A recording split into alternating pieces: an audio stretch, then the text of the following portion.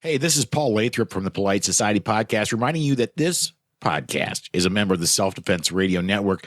Check out all the other great podcasts on the network at selfdefenseradio.net. Welcome to Unload and Show Clear, powered by Match Shark. Listener ready? Stand by.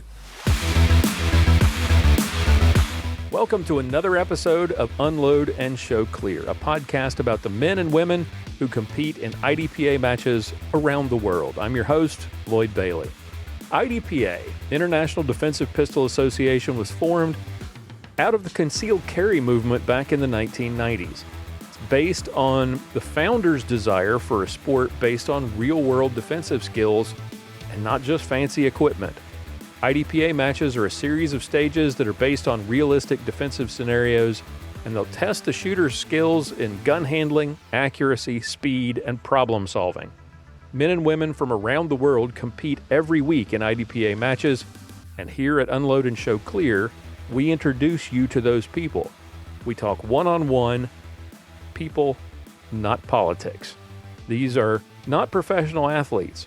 They're everyday men and women, your neighbors, your coworkers, public servants, your kids' teachers, and you're going to meet one of those great people today. And for 2020, Unload and Show Clear is powered by Match Shark.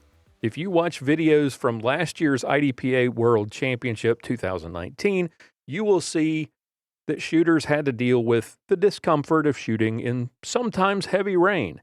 If you were at that match, or if you were with me at the 2019 Arkansas State match, you know how much fun it can be to shoot in the rain, especially heavy rain. Why do I say that? Well, pasting and scoring targets is not fun at all. Not only are you and your equipment soaked, not only are you cold and wet and damp and uncomfortable, but pasting and scoring targets makes your day even that much more fun. You can't see the scoring zones. The pasters and the tape won't stick to the targets. The targets ultimately will disintegrate because they get waterlogged and have to be changed more frequently. Well, contrast that Arkansas State match to the World Championship and compare the targets. There was a big difference. The difference was you had baggies on the Arkansas targets and you had Match Shark covering the World Championship targets.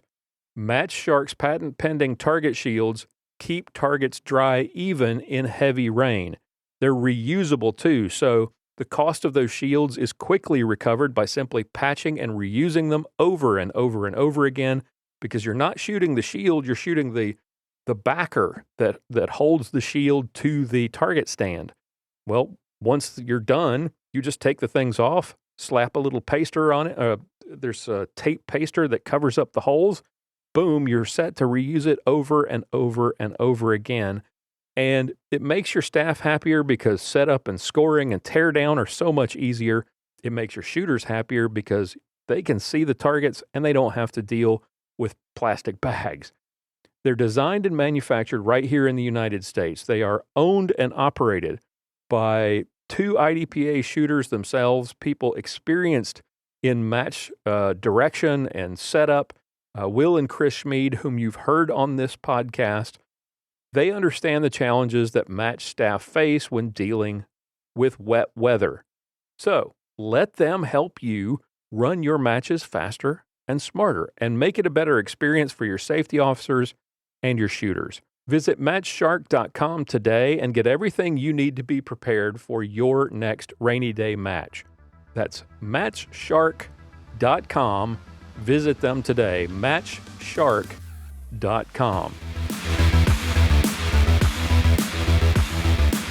Our special guest today is Kevin Martinez from Santa Fe, New Mexico. Kevin, welcome to the show. Glad to have you here finally.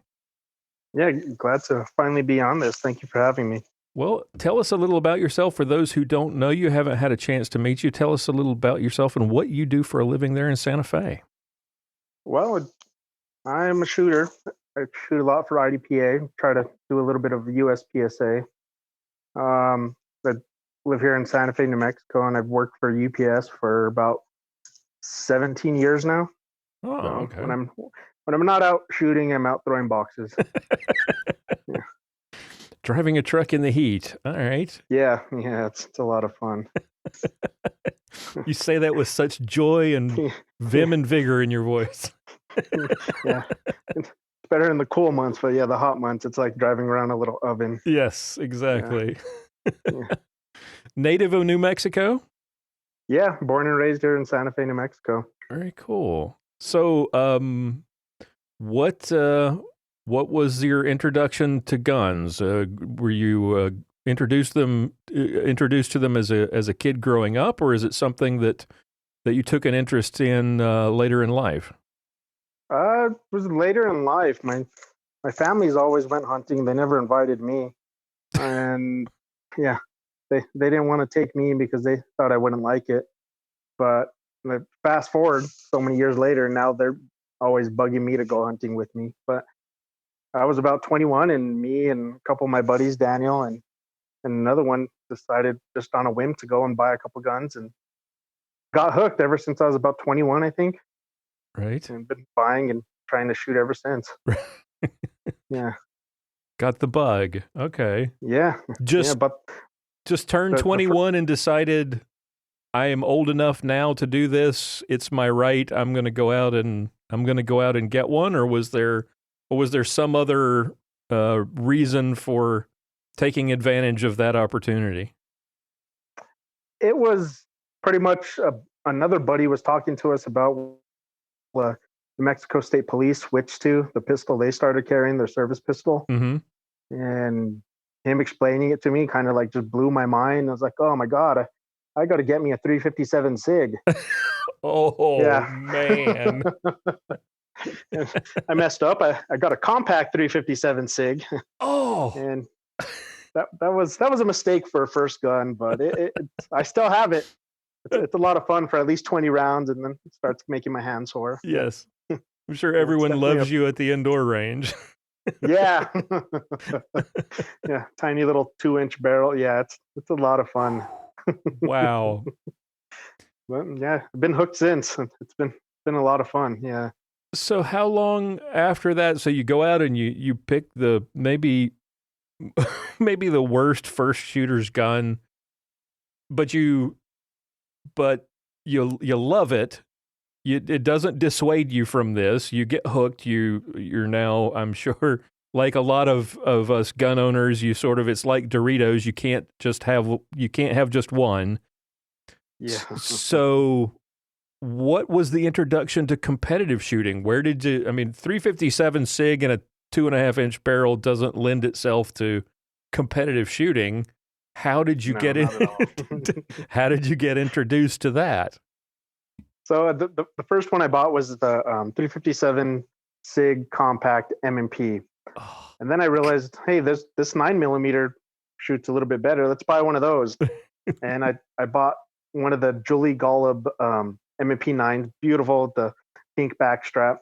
Oh. And took a concealed carry class from a guy named Brandon Butler, and he shot a lot of competitive IDPA, and 3 of us took his class, first students. He's at for any class he's ever had. And he hooked all 3 of us. It was me, my buddy Daniel Bransford, and Jack Anderson, and he hooked us. And I got the bug. Just can't stop shooting IDPA since then. Yeah. Okay. But we could all blame it on Brandon. Brandon Butler it's all his fault. Okay. Yeah. So yeah, good guy and good shooters. Taught me a lot when we used to hang out. Yeah. Cool. So what was it? What did Brandon tell you about IDPA that interested you? What was it? What was the hook? What was the selling point of IDPA that said, "Oh, that sounds really cool"? How did he sell it to you? So he sold it to me because he is a concealed carry instructor. Okay. And he was telling me, it's something that you can actually go and practice with your concealed carry rig and actually use like the draw strokes that he taught us with a concealment garment, whether it was a shirt or one of the awesome fishing vests. And he sold me on that, and then shot a couple and was like, hey, I'm actually not that bad. I'm not coming in last every time. And that kind of hooked me and got me into the little competitive spirit. And then he got me into the, if you become a safety officer, you can work these big matches and not have to pay. Oh, okay. he got me into that, and little by little, I just kept climbing the ladders, SO, CSO, and then now the state coordinator. Yeah, and it's a lot of fun. It's a lot of fun, and I enjoy traveling, getting to shoot these big matches, and not having to empty out all my pockets just to pay for them sometimes. Yeah. Right. All right, we'll come to that in a moment, but let's get back to that first. So, do you remember the first local match that you went to? I do. What do you remember about that day? Seeing a swinger, I was like, "What's this? How do you shoot this? It's moving. I've never seen something move like this before." Yeah. This isn't. Did you go back to Brandon and say, "Hey, this is nothing like your class"? He saw it in me. Once the swinger started through the walkthrough, I looked at him. He looked at me, and he could see it. You could just see like a little smile from him. Yeah. Yeah. Trying to teach me how to shoot a swinger. You could track it, or you could wait for it to come. And yeah, either way, I shot it at least 10 times. I think I was down 6. That's not bad for a first time attacking a swinger. That's not too bad. Yeah. Yeah, for the first time, yeah. So, okay. So how long after that before Brandon convinced you that you should try a sanctioned match? First one I shot was 2012, I think it was around October 2012 in Farmington. Mm-hmm. So he talked us into driving out there, and the 3 of us, Jack, Daniel, and me, and we drove out there, got a hotel room, and shot that. That was our first one. It was definitely an interesting match. Yeah. Okay. Tell us what was interesting about it. Tell us about that. And usually those are, I mean, depending on what your local matches are like, those when you step onto the range at one of those at a sanctioned match, it can be really eye-opening.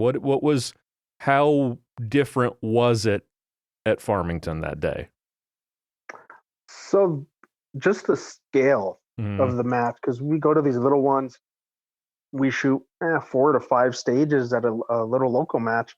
And we got there, and I think there was something like 12 or 13 stages. And it was, I mean, we talked about it a lot, all of the buddies, like, it's nice to be at a match where you shoot more than 5 stages. And that, it was just awesome getting to shoot all those stages and seeing more activators, more movers, and, get to experience that and see all the different people from around the state and actually around the country that are into the same things that we are. Yeah. Right. How did that blew me away? Definitely. How did you do? Not very good. I remember that part. Not very good. Yeah. I had a lot of fun, but I know I didn't place. Definitely didn't place. There's just more of an experience at that point. Yeah. Right. Was it? Yeah. Was it? In addition to the quantity of stages, was there a difference in terms of the quality of it? Was there in terms of the quality of the competition as well? What did you sense about the difference between that day and what you experienced every week or every month at your local match? The competition, that was one thing. Is here at the local matches, you're usually shooting around amongst the same people, so you know where you're going to rank. Right. And once I got there, well over 100 people, it just blew me away. I thought I was a pretty decent shooter, and no, it humbled me right away. Yeah. Gotcha. And like the way there was ran, once you get to a sanction match, you go to some clubs and help out the new shooters, because I was a new shooter at the time. And you get there and they're not lax. They don't give you chances or help you out. It's pretty, it's the way I like to see it now, I guess. They're not going to help you and walk you through a stage at the sanction match. Yeah, so it was a different eye-opening experience, but it was a good one. I learned a lot. You said it was humbling, but it didn't humble you to the point that you gave it up, obviously. You've gotten even more involved, as you said, Brandon convinced you later to, well, he lured you into the idea of becoming an SO with the with the idea that you could shoot matches and not have to pay the match fee. What was it? Just the match fee that interested you in becoming an SO, or what interested you in? Because there's a lot of extra work involved in becoming a safety officer and working the match, and it's often more difficult because you're shooting at a different time. You're shooting the day before, and then you're working after, and you've worked all week to get ready to prepare the match. So there's a lot more going into it than just showing up and shooting your game. What interested you in becoming an SO, and why do you keep doing it? Because you've continued and for, well, since 2000, like you said, since 2012. Right. Well, that was the initial thing, was to get to shoot a bigger match and not have to worry about the match fee. The first one I worked was just amazing seeing all the shooters, all their techniques, all their walkthroughs, everything they do from their reload to their load and make ready. And I got to pick up on so many little details on so many amazing shooters. And it just, to learn what they do to get through a stage and how they do it. It's cool. It's like, why didn't I think of that when I did that stage? it opens my mind and lets me see stages now differently and not through tunnel vision the way I used to be. That once I got to see some good, amazing shooters, it just, after that, it's like, I like this. Okay. I want to see these guys. I see them on TV all the time shooting, and now I actually get to run them through a stage and experience it. Yeah, that kind of hooked me right there. Just seeing these good shooters, and it, from the littlest ones, we have a guy named Talon here in New Mexico, and I've been watching him since I think he was maybe around 11. He's just an amazing shooter. And yeah, it just hooked me. That's the biggest thing that keeps me going back for more and more. So now you've even gone so far as to you are now the state coordinator for New Mexico. What interested you in taking on that role, or was this another prompt from someone like Brandon who said, "Hey, we need somebody to fill this position, and we think you would do a good job at it," or was this something that you saw an opportunity to step up and do something bigger? That's kind of a weird one. I got asked to take over the local club here in Espanola. It's about maybe about 25 minutes from Santa Fe. Mm-hmm. So they asked me to take over the local IDPA club there. And the same guy asked me to get on the board for the local gun club there. And then he asked me to take over for him. He wanted me to be the area coordinator back then. They didn't have state coordinators. Right. So he wanted me to take over all of his positions. It's a bigger story into that, but he basically got me interested into it, asked me to do it. I told him I'd do it. And it's been like that since. He said that he thought that I'd be good for it. I've worked with him a lot. He used to be a really good mentor to me and really good friend. And I listened to him and kind of hooked me. And it's not that bad of a gig. Being on the board of a gun club that's a little hard, right? But everything else is not too bad. Yeah. So there was another guy kind of like Brandon that shooed me in and took me under his wing and helped me out, walked me through everything, and basically held my hand. And then he moved out of state, and yeah, things got weird after that. Yeah. So this wasn't a oh, hey, here's the sucker who will step in and take the job. It was, he saw something in terms of your dedication to the club and to the sport. What does it take to be to be a state coordinator? What are the responsibilities, and what does it entail on a weekly, monthly basis? What do state coordinators generally do? We answered a lot of questions. I can't say we. I could say I. I don't know what the other ones do. They might have it easier, might have it harder. I answer a lot of questions. I get somehow, some way, my phone number got out there. We talked about this earlier, and my email address. Right. So I get questions mostly about like IDPA, rules questions, match questions, from the smallest thing to the biggest thing. And then some of the bigger things I do is I go through the stages for the sanction matches that I'm going to be the area coordinator's proxy. Mm-hmm. So usually that's all in New Mexico. I go through them, just make sure everything's, by the way, it says the stage should be written out in the rules. Make sure I'm weird. I find spelling and grammar mistakes, even though I'm horrible at it. And whoever the match director is, I have some awesome ones here. Get with them, let them know, hey, this is a rule here. You can't do this. You can only have this many shots in the open, and go through all the stages, let them know that.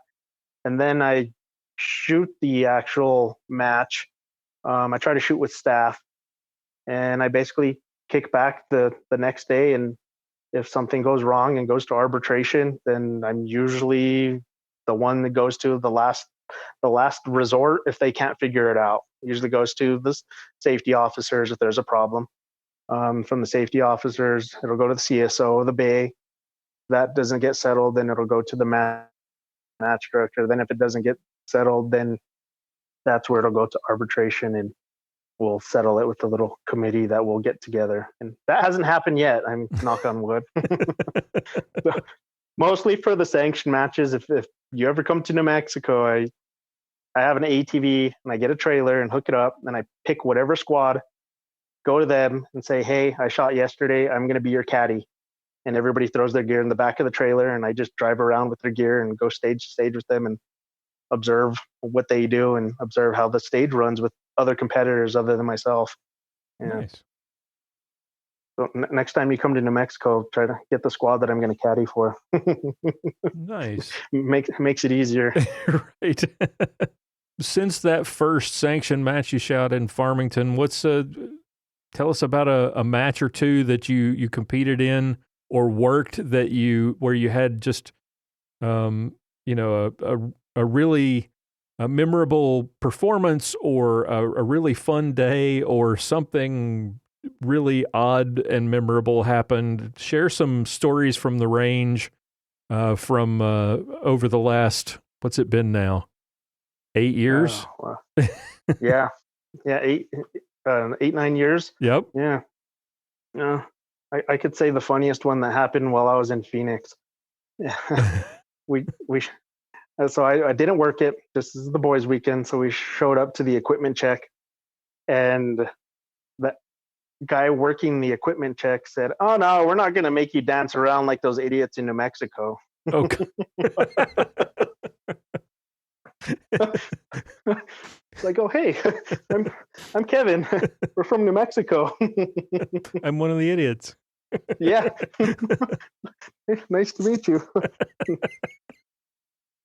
Yeah, that was probably one of the funnier ones. I mean, I'm the king of sticking my foot in my mouth, so it just makes me laugh. Yeah. But one of the funnest matches I had was Colorado's first sanction match. Gosh, I can't even remember. What has it been? Maybe 2 years. The first one at Cameo? The first one. Yes. Yeah. Cameo's beautiful. We'll start with that. And right. They put on an amazing match. It just, all the moving stuff and everything. That was one of the funnest matches. I actually shot CCP Sharpshooter. I got first place there. Finally got a first place. But it was beautiful. It was fun. It just, some of the stuff they came up with were on paper. If you look at it, it's like, this isn't going to work. This is going to fail. And it just ran flawlessly for every single shooter. That was fun. That was probably the funnest match I've ever shot, ever. So what are you competing in most often nowadays? You've moved on from the 357 SIG and are you still shooting the M&P 9 with the pink backstrap, or have you moved on from that? What's Oh Lord. It depends on the club I'm going to sometimes. I am an M&P fanatic. I have about, I think last time we counted was 21 M&Ps. Oh my goodness. Yeah. Yeah. I was also taught by another friend, 2 is 1 and 1 is none. So I always try to have a backup Got you. for everything. But it depends on what club I go to. There's a local club over here in Los Alamos that hates PCCs. So when I go there, I like to shoot my PCC. Of course. There's a couple of guys that hate loud guns. So if I go to that club, that's where I'll shoot the 357 SIG compact. It kind of varies. If I'm in a month where I'm going to go to a sanction match, I try to just stick to one. And usually my go-to has been my M&P 9 compact, the 2.0, the 4-inch barrel. That's my go-to. I love that gun so far. It's been good to me. Very cool. Yeah. Still rocking the pink backstrap? No, that one, they don't make a pink backstrap for that one yet. Yeah. Yeah, I have a cool little Zia sticker on it to support New Mexico, or rep where I'm from, but that's pretty much it. I haven't seen the pink ones yet. Still looking for it. Still looking. When I find it, trust me, I will buy one of those. It's amazing to see these big old burly manly guys tease me for having a pink backstrap. Right. Yeah. What's the most important thing since you started out way back in 2011? What's the most important thing that you've learned over these 9 years since you started shooting and, like you said, kind of showed up with the worst possible gun to shoot a competition with? What's the biggest thing that you've learned, or most important thing you've learned that's changed the way you shoot matches now? That's been the biggest impact on your shooting game? It's the biggest thing that I've changed. I can't even remember how long it's been. It's probably been about a little over 2 years. If you saw me, you'd see this, you'd know. But I actually, when I'm on deck, Mm-hmm. I automatically zone everybody out and pray. Gotcha. Yeah. So that's the big thing, and that kind of calms me down, relaxes me, and I just give credit to the Lord, and He usually guides me and gets me through every single stage, and thank God has been safe every time. Yeah. Gotcha. That's the biggest thing that's changed and helped me get through every single stage and every single match. Yeah. The other thing is hydrating. I've noticed that. Was there a lesson there that you learned the hard way? With the hydrating or With the praying? with the hydrating. Yeah, there was. Yeah, it was 2.5 bags of saline in the emergency room. So yeah. Oh wow. Okay, how did this happen? I just did not drink enough. I didn't drink any water the day before. Actually, the 2 days before, all I had was Monsters, NOS, Red Bulls, and coffee. Right. And yeah, it kicked my butt, and I felt like somebody was punching my kidneys, and yeah, I thought I had kidney stones, but now I was just severely dehydrated. So by the time you realized that you hadn't had enough to drink, it was too late? Way too late, yeah. Oh. Yeah. But that was a nice lesson learned. The biggest thing is you're hydrating for the next day, not for right now. So I learned that. Gotcha. Yeah. Anything from shooting a match, a logo match, sanction match, or going on a hike or a bike ride, I just make sure the day before to hydrate a lot. Yeah. A lot. Gotcha. That didn't result in the EMS showing up at the range, did it?